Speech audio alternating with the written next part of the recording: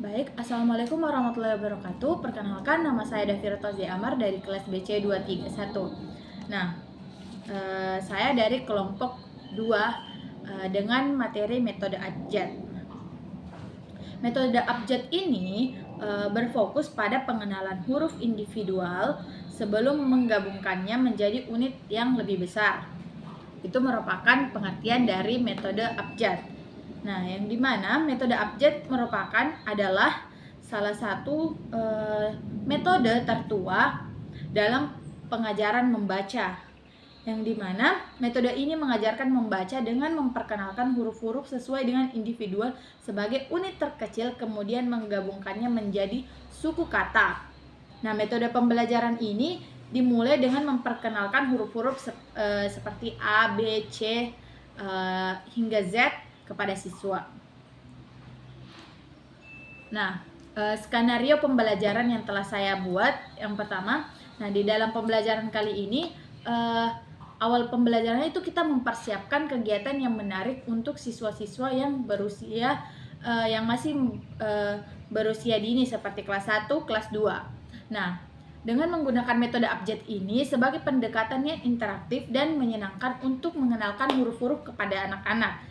Nah, tujuan utamanya itu agar siswa mampu mengenali dan menyebutkan huruf A sampai Z dengan benar, serta mampu mengidentifikasi kata-kata sederhana yang diawali dengan huruf abjad seperti A, apel, anggur, dan lain sebagainya. Nah, serta mampu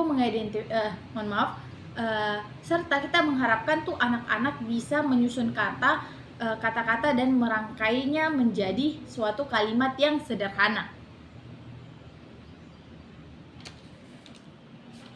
Nah, untuk mendukung pembelajaran kita juga harus memilih media seperti media yang cocok seperti kartu abjad yang berwarna-warni. Nah, kita sering melihat bahwa kartu anak itu ada gambar huruf, lalu ada gambar hewannya. Nah, seperti itu. Dan juga gambar-gambar seperti apel, bola yang terkait dengan huruf-huruf. Nah, ada juga papan tulis, spidol, nah seperti lagu dan juga seperti lagu abjad yang membuat suasana lebih ceria.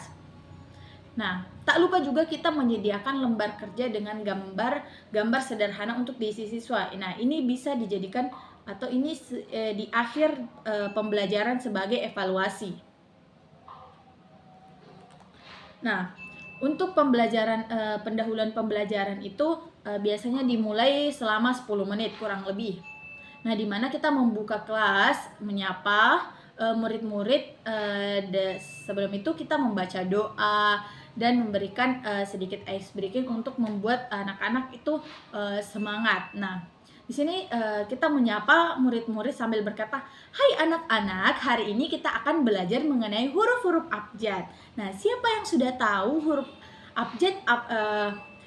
abjad apa saja yang ada di dalam abjad, atau huruf-huruf apa saja yang ada di dalam abjad?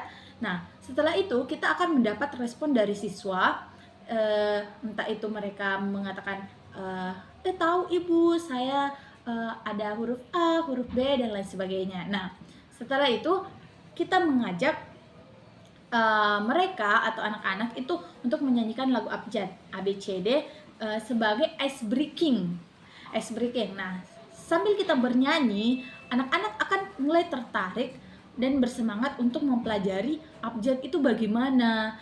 Nah, huruf-huruf abjad ini kita akan memberikan motivasi kepada anak-anak bahwa huruf-huruf abjad ini sangat penting untuk kita pelajari sebagai dasar untuk kita bisa membaca dan menulis. Nah, itu bisa menjadi motivasi anak-anak, ternyata penting sekali membaca, mengetahui huruf-huruf abjad.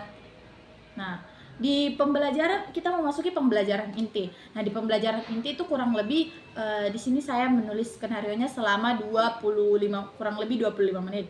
Yang dimana di pertama itu kita mengajak anak-anak untuk mengenal huruf satu persatu. Contohnya A, ini A anak-anak, ini B, ini C. Cara pengucapannya seperti ini. Nah, seperti itu. Kemudian